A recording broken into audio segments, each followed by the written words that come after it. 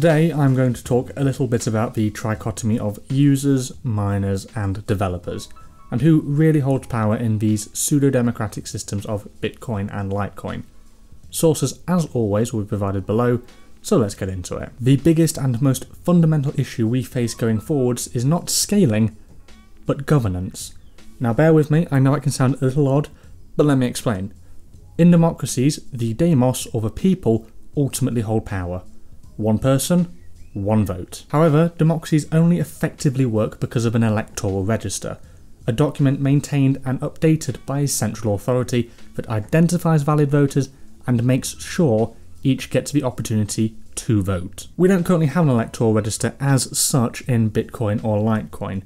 We do, however, have a decentralized ledger known as the blockchain. As such, there is currently no effective way of identifying individuals on the network, as each can have multiple addresses, and even if we wanted to go down this route, it would most likely mean compromising users' privacy. As such, the voting is left up to the miners, who are identified by their hash rate contribution to the network. There's only one problem with this though, and that's that not all votes are equal. The more hash rate a miner has, the greater their say in the system. This means someone with enough capital can, for all intensive purposes, gain significant influence in that system and attack it, as is what happened in the past with Barbecue Coin, where it was killed off with a 51% attack by Bitcoin core developer Luke Dash Jr. We may not like it, but it is effective and it does work. And as supposedly said, but not verified by the infamous Dr. Craig Wright on a Slack interview he did, who previously claimed to be Satoshi Nakamoto, what we need is simple. It is competition. This means that people are allowed to build on top of the base protocol, that the miners decide. If the people do not like it, they can lobby the miners, or better, invest in hash power. This way, changes are made based on what the market decides. Not an authority, the market. Wright and others seem to cite the free market and the users as the main reason the miners will not go off and do something stupid. After all, they're interested in making profit, not hurting their bottom line. So whatever the market and the users align themselves with is wherever they will align themselves with as well. Makes perfect sense. Except, that's not what's currently happening. This entire argument is less about profit, but politics. It is one of the reasons I take issue when I see comments such as this by F2 pool owner Wang Chun, when he abruptly tweeted that he was going to stop signalling for SegWit support on Litecoin because of Gregory Maxwell, an outspoken Bitcoin developer. Not only did his comments cause a crash in the market because he single-handedly had enough influence to stop the update, but he also appeared to treat it as a joke and not really as a big deal. Meanwhile, not even 1 week earlier, he had only just started signalling for SegWit, which caused a huge spike in the price, giving a clear indication that the free market and the users supported it. This of course led to claims of him manipulating the price for his own personal gain, and he really didn't help his case by further going on to tweet that he would actually stop signalling for SegWit at 74.9, just 0.1% below the activation threshold. Strangely, however, he did continue to keep signalling despite all of his tweets, which led many people to think he was either being a bit too frivolous with his tweeting and not understanding the impact he actually has in this system, or that he was being threatened because he had so much power. And this is why he was saying one thing, yet doing another. Although if either of these truly are the case, then it just leads me to think that it may not be just for the user's benefit, but for his benefit as well. Because if he has so much influence that he's being threatened and coerced, perhaps it is best to strip him of that power and responsibility, as not only would it make him less of a target, but it would make it harder for a bad actor to attack the network through him, either indirectly or by taking control of his pool. After all, in the words of John Acton, power tends to corrupt, and absolute power corrupts absolutely. And with billions of dollars at stake, well, I'd rather not let it get to that point. Not to mention, this case is a whole lot more disproportionate and worse off in Bitcoin, with only 5% of the network being needed to stop the update. So even if the other 95% want it, the 5% can hold them hostage. Regarding the second point raised in the Slack interview about people investing in their own mining equipment to have their say, well, with the advent of ASIC mining, it has priced way too many people out of the market, It's simply not a reality. Surprisingly enough though, there are coins which identify this issue and attempt to solve it. Most notably Litecoin, whose developers are dead set on keeping it GPU mining only. But even then you have the same issue arising.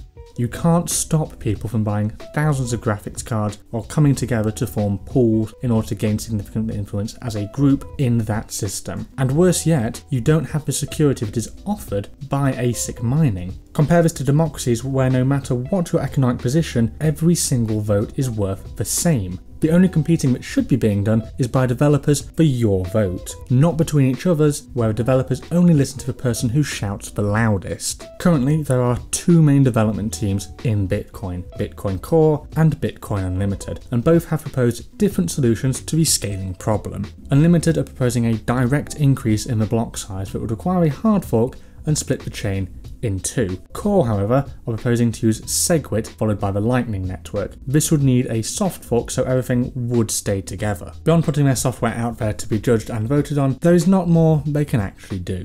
It is now fully up to the miners to vote on it, and currently Unlimited has overtaken Core in network support from miners.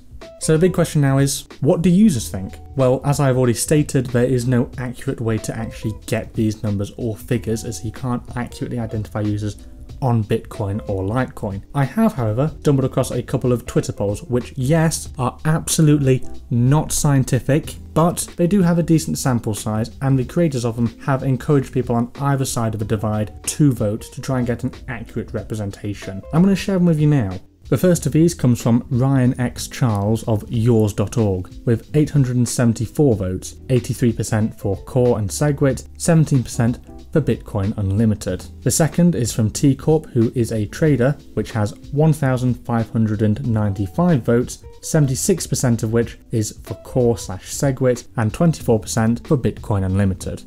The third is from Bobby Lee, CEO of BTC China, with 3,361 votes, 52% of which are for Core/SegWit. If these figures do hold any truths to them, then it paints a rather interesting picture of a minority ruling over a majority, or an oligarchy. Now yes, I have seen polls on this which skew horrifically the other way, but I haven't included them purely because it was a very low sample size and there was no attempt to reach out to either side of people on the divide. However, if you do know any, please send them my way on Twitter. I'd like to have a look. If Unlimited does eventually win out in the end, causing a split in the Bitcoin blockchain, I think the fallout is going to be very interesting to observe. However, in the meantime, I want to address tweets such as this by Roger Ver. 51% from multiple pools and miners from around the world isn't an attack. It is the longest chain. Well, Roger, it most certainly is an attack if the miners who represent their own economic interests and who are the minority make a decision against the will of the people and the majority in this system. And you cannot reasonably hold and defend such a position simply because you happen to agree with them on this one issue. What happens if the roles reverse? Are you still going to be defending it? In a perfect world, voting would not be left up to the miners. As I even pointed out on Twitter at the time, whilst all miners are users, not all users are miners. The vote is not democratic. I've even gone as far as to get into a couple of Twitter spats on this entire issue with people such as Errol, who, yes, you are right in your statements, but they are not relevant to the conversation we are actually having. So yes, users can indeed express their vote via economic methods, but having the right to express a vote is not the same as actually having the right to vote in that system. And voting economically is not guaranteed, as I have already discussed and shown you in this video. Each time people try and catch me out on this, but you keep providing false evidence. Yes, miners can indeed point their hashes at another pool, but as I keep repeating, only miners get that vote, and they are the minority. The scaling issue really does pale in comparison to the issue of governance. It is fundamental to the system, and if we can't trust people to act as goodwill representatives for the people, well, unfortunately another solution will need to be found. A truly democratic vote within these systems would allow the deadlock to be dispelled, and it would leave the people on the losing side no leg to stand on to defend themselves with. And I would personally respect the outcome of a democratic vote within these systems, even if I happen to be on the losing side, whether it be for Bitcoin Core or for Bitcoin Unlimited. I would respect the outcome and the majority of the user's wishes. And I would hope you would do the same too, and respect the outcome of a democratic vote, if it could ever be achieved. And as always, I will see you next time.